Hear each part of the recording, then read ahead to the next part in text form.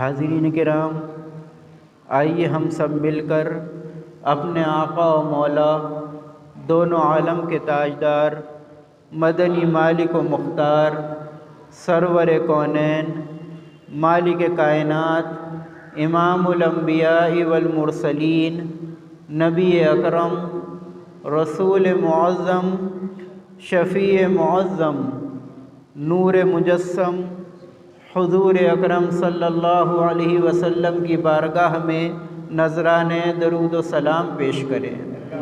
اللہم صلی علی سیدنا و نبینا و حبیبنا و شفیعنا و مولانا محمد وبارک وسلم۔ صلو علیہ صلاۃ و سلام علیک یا رسول اللہ، صلاۃ و سلام علیک یا حبیب اللہ۔ حاضرین کرام، یہ ہماری خوش نصیبی ہے کہ آج اس مقدس خانہ خدا میں، اس مبارک مہینے میں، آج کی اس نورانی رات میں حضرت مسند نشین مفتی اعظم امام اہل سنت مد ظلہ العالی کی سرپرستی اور صدارت میں اس نورانی جشن عید میلاد النبی صلی اللہ علیہ وسلم کی مبارک محفل میں شرکت کی سعادت حاصل کر رہے ہیں اور اپنا مقدر سنوار رہے ہیں۔ حاضرین، آج کی رات بہت مبارک رات ہے۔ اللہ تعالیٰ اپنے خوش نصیب بندوں کو ایسی مبارک راتیں اور ایسی مبارک راتوں میں اپنے اور اپنے حبیب کے ذکر کی توفیق عطا فرماتا ہے۔ یہ ہم سب کے لیے بڑی خوش نصیبی کی بات ہے کہ آج حضور اکرم صلی اللہ علیہ وسلم کی مبارک میلاد کی محفل میں شرکت کی سعادت حاصل کر رہے ہیں۔ یہ ہمارے لیے کتنی بڑی سعادت کی بات ہے کہ آج کی اس بابرکت شب میں دنیا کی تمام لغویات کو چھوڑ کر اللہ تعالیٰ کا ذکر کر رہے ہیں اور اللہ تعالیٰ کے حبیب کا ذکر کر رہے ہیں۔ آج اللہ تعالیٰ کو ہمارے ذکر اور شکر کی ضرورت نہیں۔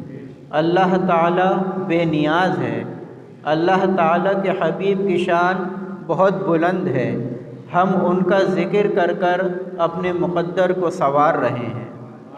اللہ تعالیٰ کو اپنے ذکر کرنے والے اور شکر کرنے والے بندے بہت محبوب ہوتے ہیں۔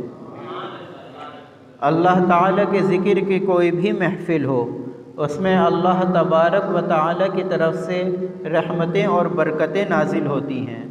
فرشتوں کی جماعت ان ذکر کی محفلوں میں شریک ہوتی ہے۔ ذکر کی محفلوں میں شریک ہونے والے لوگوں کی اللہ تعالیٰ دعا قبول فرماتا ہے۔ لیکن قربان جائیے، حضور کی ولادت، حضور کے میلاد کی محفل وہ مبارک محفل ہے جس میں اللہ تبارک و تعالیٰ کا ذکر بھی ہوتا ہے اور اللہ تعالیٰ کی دی ہوئی سب سے عظیم نعمت کا شکر بھی ادا ہوتا ہے۔ حاضرین، اللہ تعالیٰ نے سب سے عظیم الشان نعمت اپنے حبیب کو ہمیں آج ہی کی رات عطا فرمایا۔ اس نعمت پر ہم جتنا بھی شکر ادا کریں کم ہے۔ ایک رات تو کیا، زندگی کی تمام راتیں اگر اللہ تعالیٰ کا شکر ادا کریں تو اللہ تعالیٰ کے شکر کا حق ادا نہیں ہو سکتا۔ جب بھی ہم اللہ تعالیٰ کے اس عظیم الشان ہم اللہ تعالیٰ کے اس عظیم الشان نعمت کا حق ادا نہیں کر سکتے جو اس نے دنیا میں رسول اللہ صلی اللہ علیہ وسلم کو مبعوث فرما کر ہم پر، اس دنیا پر اور کل کائنات پر اپنا رحم فرمایا ہے۔ حاضرین، رسول اکرم صلی اللہ علیہ وسلم کی محبت اور اطاعت دونوں جہاں میں کامیابی کی کنجی ہے۔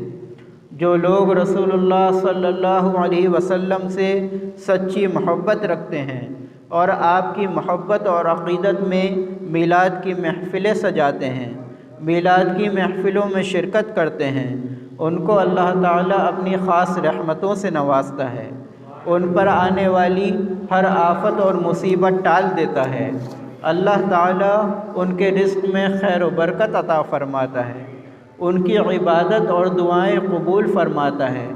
سب سے زیادہ جو سب سے بڑا احسان اللہ تعالیٰ کرتا ہے وہ میلاد کی محفلوں میں شریک ہونے والوں کو اپنی رضا عطا فرماتا ہے۔ حدیث شریف میں آتا ہے کہ رسول اللہ صلی اللہ علیہ وسلم نے ارشاد فرمایا، جو لوگ بھی اللہ تعالیٰ کے ذکر کرنے کے لیے جمع ہوں اور ان کا مقصد صرف اللہ تعالیٰ کی رضا حاصل کرنا ہو، تو آسمان سے ایک فرشتہ اعلان کرتا ہے کہ تم لوگ بخش دیے گئے اور تمہاری برائیاں نیکیوں سے بدل دی گئیں، یعنی گناہ نیکیوں میں تبدیل ہو گئے۔ یہ اللہ تعالیٰ کے ذکر کی برکت ہوتی ہے۔ ابھی جو آیت کریمہ میں نے آپ کے سامنے تلاوت کی ہے، اس میں اللہ تبارک و تعالیٰ اپنے مومن بندوں سے ارشاد فرما رہا ہے، اے محمد صلی اللہ علیہ وسلم آپ فرما دیجئے کہ اے لوگو، اگر تم اللہ تعالیٰ سے محبت کرتے ہو تو میری اتباع کرو، اللہ تعالیٰ تم کو اپنا محبوب بنا لے گا اور تمہارے سب گناہ بخش دے گا، اور اللہ تعالیٰ بہت معاف فرمانے والا اور رحم فرمانے والا ہے۔ حاضرین، یہ حقیقت ہے کہ اللہ تعالیٰ کا اگر محبوب بندہ بننا ہے تو اس کے حبیب کی مکمل اطاعت اور فرما برداری کرنی ہوگی۔ اللہ کے حبیب سے محبت، آپ کی سیرت سے محبت، آپ کی ذات سے محبت، آپ کی سنتوں سے محبت، اور اس پر عمل کر کر ہی اللہ تعالیٰ کے محبوب بن سکتے ہیں۔ کسی شاعر نے کیا خوب کہا ہے کہ محمد سے وفا تو نے تو ہم تیرے ہیں، کہ محمد سے وفا تو نے تو ہم تیرے ہیں، یہ جہاں چیز ہے کیا لوح و قلم تیرے ہیں۔ امام اہل سنت فاضل بریلوی اعلی حضرت علیہ الرحمت والرضوان نے حضور کی عظمت بیان کرتے ہوئے آپ کو جان ایمان فرمایا ہے۔ آپ حضور کی عظمت کو کس خوبصورتی سے بیان فرماتے ہیں۔ آپ فرماتے ہیں، اللہ کی سرتاب قدم شان ہے یہ، اللہ کی سرتاب قدم شان ہے یہ، انسان نہیں انسان وہ انسان ہے یہ، انسان نہیں انسان وہ انسان ہے یہ۔ قرآن تو ایمان بتاتا ہے انہیں، قرآن تو ایمان بتاتا ہے انہیں، اور ایمان یہ کہتا ہے میری جان ہے یہ۔ بے شک آمد مصطفیٰ انعام الہی ہے۔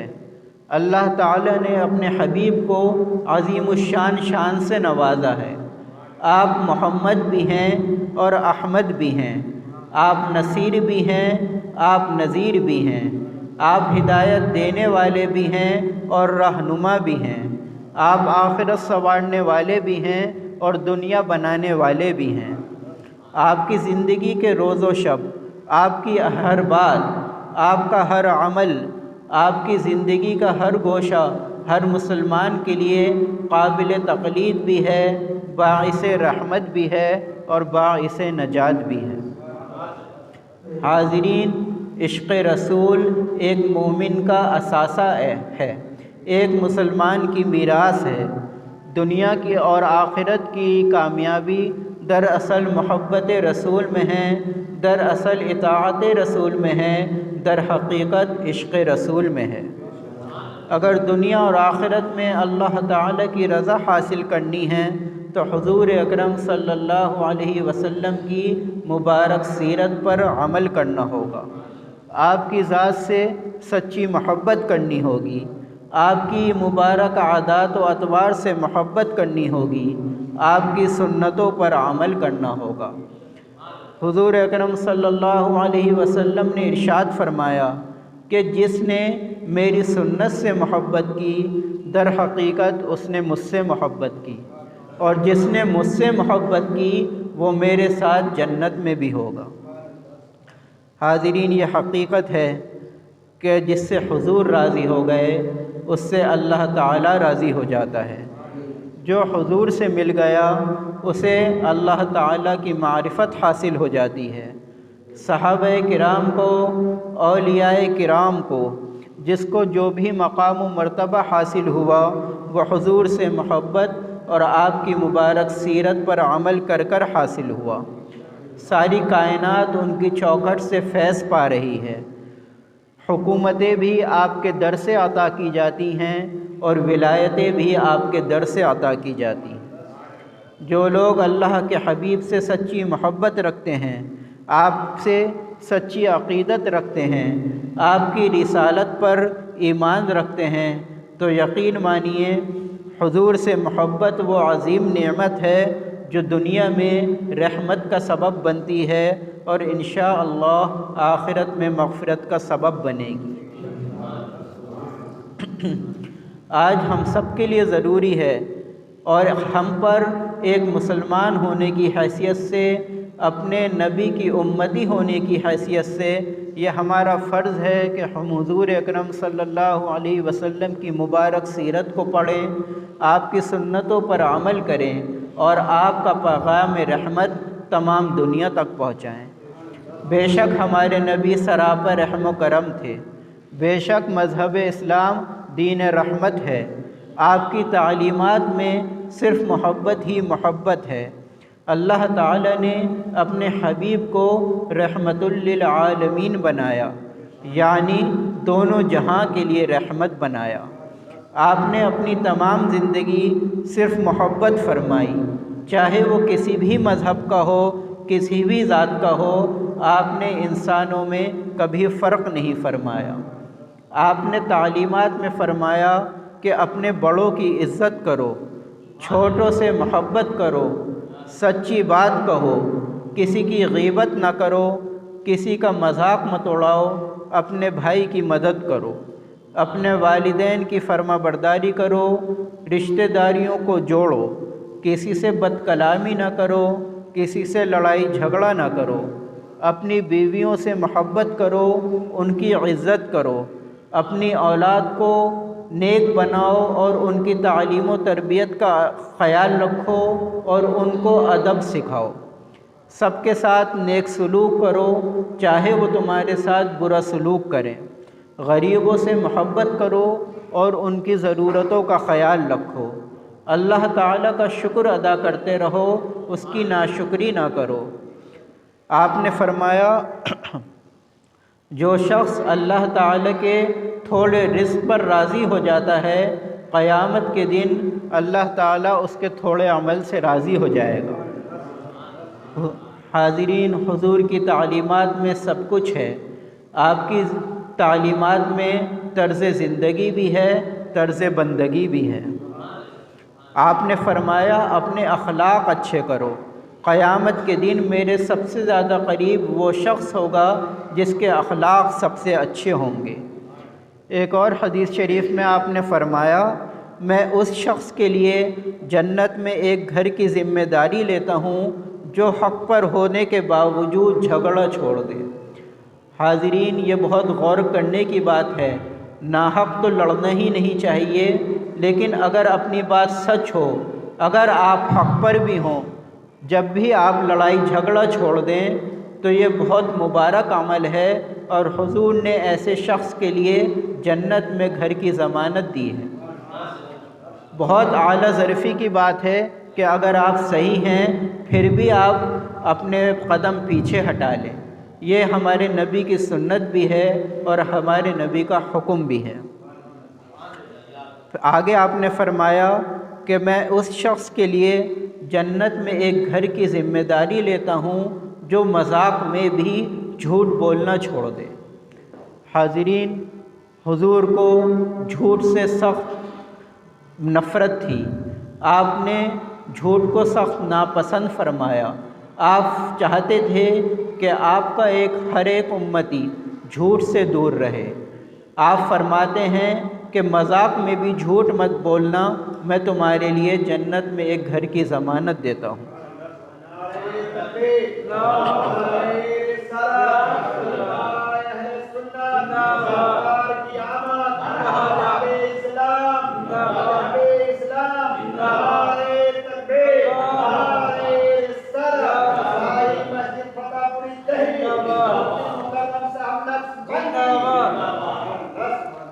آگے حدیث شریف میں آپ نے فرمایا میں اس شخص کے لیے جنت کے بلند درجوں میں ایک گھر کی ضمانت دیتا ہوں جو اپنے اخلاق اچھے بنا لے۔ حاضرین، حضور نے 3 باتیں فرمائیں۔ ایک کہ جھوٹ بولنا چھوڑ دو، ایک کہ لڑائی جھگڑا چھوڑ دو، اور دوسری جو تیسری اہم بات جو جنت کے اعلیٰ درجوں میں آپ کو گھر دلائے گی وہ اپنے اخلاق اچھے بنا لو۔ جن سے بھی تم ملو مسکرا کر ملو۔ آپ نے فرمایا اپنے بھائی سے مسکرا کر ملنا بھی تمہارے لیے صدقہ ہے۔ ایک صحابی سے آپ نے فرمایا اگر تم صدقے خیرات میں کچھ مال و دولت نہیں دے سکتے تو اپنی ذات سے کسی کو فائدہ پہنچا دو، اگر یہ بھی نہیں کر سکتے تو کسی کو نقصان نہ پہنچاؤ، یہ بھی اللہ تعالیٰ کی بارگاہ میں صدقے میں شمار ہوگا۔ سبحان اللہ۔ حاضرین کرام، یہ ہمارے پیارے نبی کی پیاری تعلیمات ہیں جس پر عمل کرنے سے اللہ تعالیٰ بھی راضی ہوتا ہے اور اس کے رسول بھی راضی ہوتے ہیں۔ یہاں مختصر وقت ہے، ابھی امام اہل سنت مفتی اعظم مد ظلہ العالی کا بھی آپ عالمانہ اور فاضلانہ خطاب سماعت فرمائیں گے۔ بس میں محبوب الہی حضرت نظام الدین اولیاء رحمۃ اللہ علیہ کا ایک چھوٹا سا واقعہ سنا کر اپنی بات ختم کرتا ہوں، جس سے آپ کو اندازہ ہوگا کہ اللہ کے سچے ولی اور سچے حضور کے عاشق کا کیا اخلاق و کردار تھا۔